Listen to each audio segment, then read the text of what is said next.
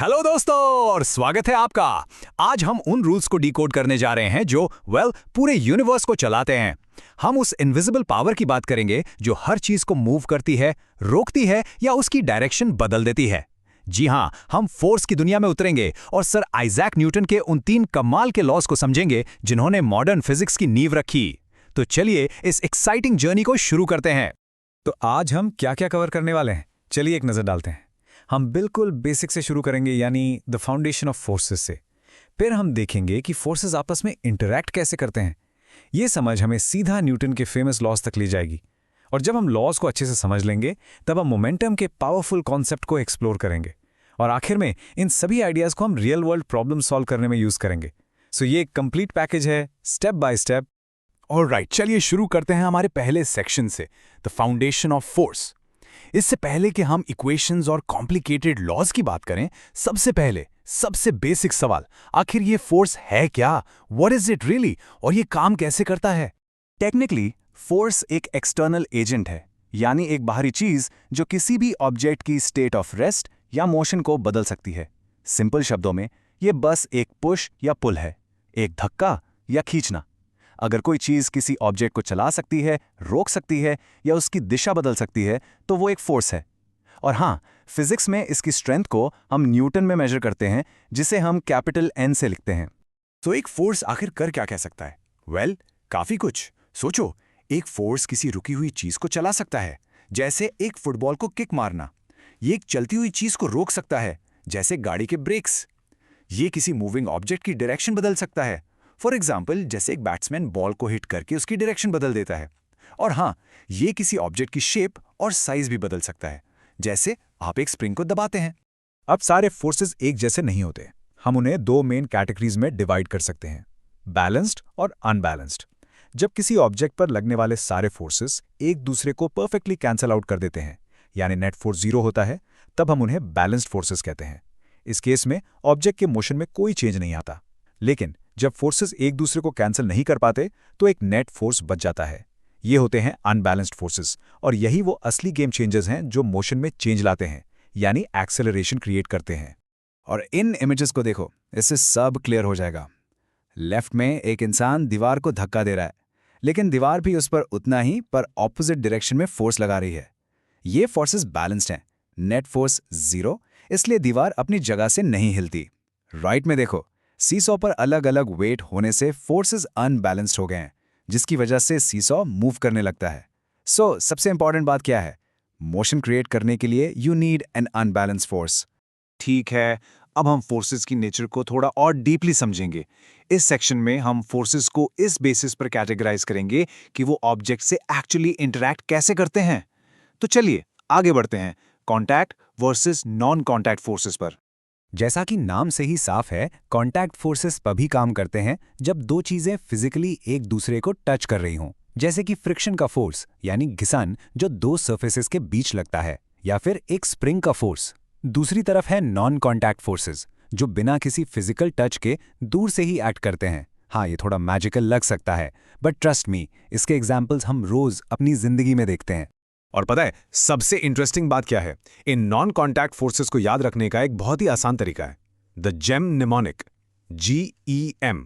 G है gravitational force के लिए जो हमें जमीन पर रखता है, E है इलेक्ट्रोस्टैटिक फोर्स के लिए जो चार्जेस के बीच एक्ट करता है, और M है मैग्नेटिक फोर्स के लिए जो 2 मैग्नेट्स के बीच काम करता है। तो बस याद रखिए, GEM, gravitational, electrostatic and magnetic. Simple. अब हम उस हिस्से पर आ गए हैं जो क्लासिकल मैकेनिक्स का आप कह सकते हैं दिल है।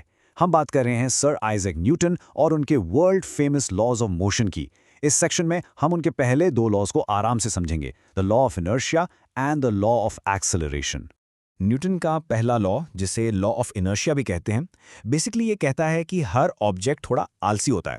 वो अपनी करंट स्टेट को मेंटेन करना चाहता है। अगर कोई चीज़ रुकी है तो वो रुकी ही रहना चाहेगी, और अगर कोई चीज़ एक कांस्टेंट स्पीड से स्ट्रेट लाइन में चल रही है तो वो वैसे ही चलती रहना चाहेगी। कब तक? जब तक उस पर कोई एक्सटर्नल अनबैलेंस्ड फोर्स एक्ट ना करे। बेसिकली ऑब्जेक्ट्स चेंज को रेजिस्ट करते हैं। इसे एक रियल लाइफ एग्जाम्पल से सोचो। जब आप एक चलती हुई बस में खड़े होते हैं और बस अचानक से ब्रेक लगाती है तो आप आगे की तरफ क्यों झटका खाते हैं? क्योंकि जब बस चल रही थी आपकी पूरी बॉडी भी उसके साथ मूव कर रही थी। जैसे ही बस रुकी, आपके पैर जो बस के कांटेक्ट में थे वो भी रुक गए। लेकिन आपकी अपर बॉडी इनर्शिया की वजह से अभी भी आगे जाना चाहती थी, इसीलिए आपको आगे की तरफ झटका लगता है। That is inertia in action. चलिए अब सेकंड लॉ पर आते हैं। अगर फर्स्ट लॉ ये बताता है कि फोर्स के बिना क्या होता है, तो सेकंड लॉ ये बताता है कि फोर्स लगने पर कितना असर होता है। ये लॉ फोर्स, मास और एक्सेलरेशन के बीच एक रिलेशन बताता है। ये कहता है कि किसी ऑब्जेक्ट के मोमेंटम में चेंज का जो रेट है वो उस पर लगाए गए फोर्स के डायरेक्टली प्रोपोर्शनल होता है। सिंपल शब्दों में, जितना ज़्यादा फोर्स उतना तेज़ी से ऑब्जेक्ट एक्सेलरेट करेगा, और ये चेंज हमेशा फोर्स की डायरेक्शन में ही होगा। और यही वो लॉ है जिससे फिजिक्स का सबसे फेमस इक्वेशन F=ma डिराइव होता है। चलिए इसे स्टेप बाय स्टेप देखते हैं। लॉ कहता है कि फोर्स मोमेंटम के चेंज होने के रेट के प्रोपोर्शनल है, राइट? मोमेंटम होता है मास टाइम्स वेलोसिटी यानी mv। तो चेंज इन मोमेंटम हुआ final momentum minus initial momentum. Rate निकालने के लिए हम इसे टाइम t से डिवाइड करते हैं। अब देखो, यहां से हम मास m को कॉमन ले सकते हैं, तो हमें मिलता है m times v minus u divided by t। और हम जानते हैं कि change in velocity per unit time यानी v minus u divided by t क्या होता है? Acceleration a। और इस तरह हम F=ma तक पहुंचते हैं। हमने दो लॉज कवर कर लिए हैं। एक ने बताया कि फोर्स के बिना मोशन चेंज नहीं होता, और दूसरे ने बताया कि फोर्स से मोशन कितना चेंज होता है। अब बारी है तीसरे लॉ की, जो फोर्सेस के इंटरैक्टिव नेचर के बारे में है। Welcome to the section on the law of action reaction. ये लाइन तो आपने जरूर सुनी होगी, for every action there is an equal and opposite reaction. यही है न्यूटन्स थर्ड लॉ। इसका मतलब है कि फोर्सेस हमेशा पेयर्स में आते हैं, कोई भी फोर्स अकेला नहीं होता। It's a two way street. अगर ऑब्जेक्ट ए ऑब्जेक्ट बी पर एक फोर्स लगाता है जिसे हम एक्शन कहते हैं, तो ठीक उसी वक्त ऑब्जेक्ट बी भी ऑब्जेक्ट ए पर एक रिएक्शन फोर्स लगाता है, जो मैग्नीट्यूड में बिल्कुल बराबर होता है लेकिन डायरेक्शन में हमेशा ऑपोजिट। और ये एग्जाम्पल तो बिल्कुल परफेक्ट है इसको समझाने के लिए। जब एक गन से बुलेट फायर होती है तो गन बुलेट पर आगे की तरफ एक फोर्स लगाती है, ये है एक्शन। पर ठीक उसी वक्त थर्ड लॉ के हिसाब से बुलेट भी गन पर पीछे की तरफ उतना ही रिएक्शन फोर्स लगाती है। इसी रिएक्शन फोर्स की वजह से गन पीछे की तरफ रिकॉइल करती है, यानी झटका देती है। एक्शन गन से बुलेट पर, रिएक्शन बुलेट से गन पर, इक्वल एंड ऑपोजिट, सिंपल। अब जब हम न्यूटन के तीनों लॉज को समझ चुके हैं, तो हम उनके एक बहुत ही इंपॉर्टेंट कॉन्सिक्वेंस को डिस्कस कर सकते हैं। चलिए द प्रिंसिपल ऑफ मोमेंटम को समझते हैं। ये कोई एकदम नया टॉपिक नहीं है, बल्कि उन्हीं लॉज का एक पावरफुल एक्सटेंशन है।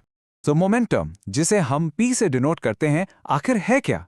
इसे क्वांटिटी ऑफ मोशन भी कहते हैं। बेसिकली ये बताता है कि एक मूविंग ऑब्जेक्ट को रोकना कितना मुश्किल है। ये सिंपली एक ऑब्जेक्ट के मास और उसकी वेलोसिटी का प्रोडक्ट है। सो p=mv। एक भारी ट्रक जो फास्ट चल रहा हो, उसका मोमेंटम बहुत ज्यादा होगा। और हाँ, ये एक वेक्टर क्वांटिटी है, यानी इसकी डायरेक्शन भी होती है, जो हमेशा वेलोसिटी की डायरेक्शन में ही होती है। और मोमेंटम से जुड़ा है यूनिवर्स का एक fundamental law, and this is a really big deal in physics, the law of conservation of momentum. ये लॉ कहता है कि अगर एक क्लोज सिस्टम है, यानी जहां कोई एक्सटर्नल अनबैलेंस्ड फोर्स नहीं लग रहा, तो उस सिस्टम का टोटल मोमेंटम हमेशा कांस्टेंट रहता है। भले ही उस सिस्टम के अंदर ऑब्जेक्ट्स आपस में टकराएं, टोटल मोमेंटम ना तो क्रिएट होगा ना ही डिस्ट्रॉय, सिर्फ एक ऑब्जेक्ट से दूसरे में ट्रांसफर हो जाएगा। इस डायग्राम को देखिए, ये इस लॉ को परफेक्टली समझाता है। टक्कर से पहले पहली बॉल का मोमेंटम था mu1 और दूसरी का m2u2। सिस्टम का टोटल इनिशियल मोमेंटम हुआ इन दोनों का सम। टक्कर के बाद उनकी वेलोसिटीज बदलकर v1 और v2 हो गई, तो टोटल फाइनल मोमेंटम हुआ mv1 प्लस m2v2। ये लॉ गारंटी करता है कि जो टोटल मोमेंटम शुरू में था, आखिर में भी उतना ही रहेगा। They have to be equal. ठीक है, हमने काफी थियरी कवर कर ली है। अब वक्त है इस नॉलेज को काम पर लगाने का। हमारे आखिरी section solving problems with physics में हम इन्हीं प्रिंसिपल्स का यूज करके कुछ न्यूमेरिकल सॉल्व करेंगे। Let's put this powerful tool kit to work. Okay, शुरू करते हैं हमारे पहले प्रॉब्लम से। सवाल है, एक 5 kg मास के ऑब्जेक्ट पर 2 सेकंड के लिए एक कांस्टेंट फोर्स लगता है। इस फोर्स की वजह से ऑब्जेक्ट की वेलोसिटी 3 मीटर पर सेकंड से बढ़कर 7 मीटर पर सेकंड हो जाती है। हमें उस अप्लाइड फोर्स का मैग्नीट्यूड पता करना है।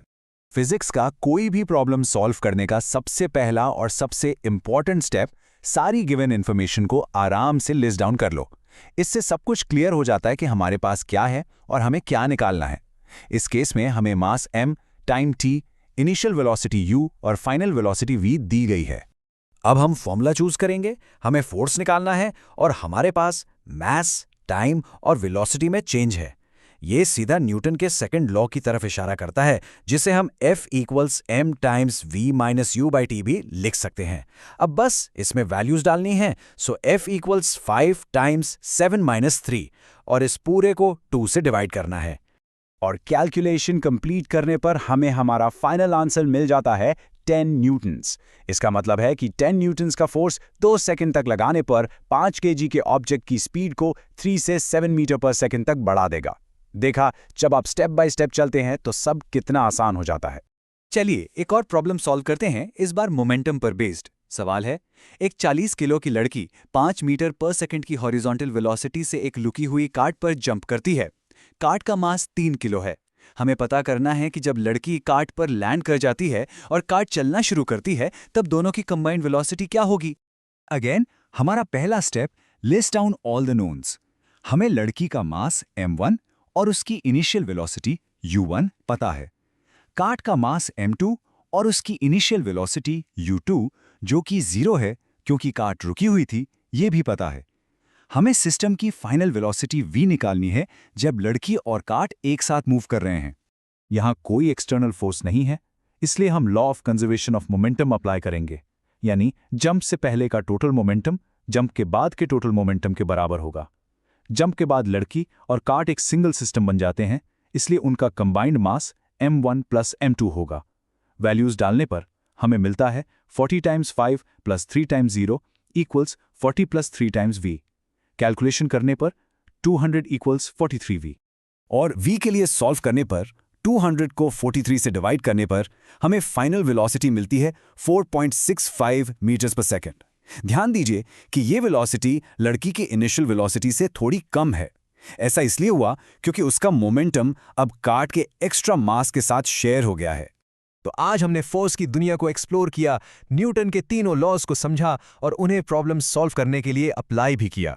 मैं आपको एक आखिरी सवाल के साथ छोड़ता हूं। जरा सोचिए, एक रॉकेट लॉन्च न्यूटन के तीनों लॉज को एक साथ एक ही इवेंट में कैसे डेमोन्स्ट्रेट करता है। इसके बारे में सोचिए, ये इन सभी कॉन्सेप्ट्स को एक साथ लाने का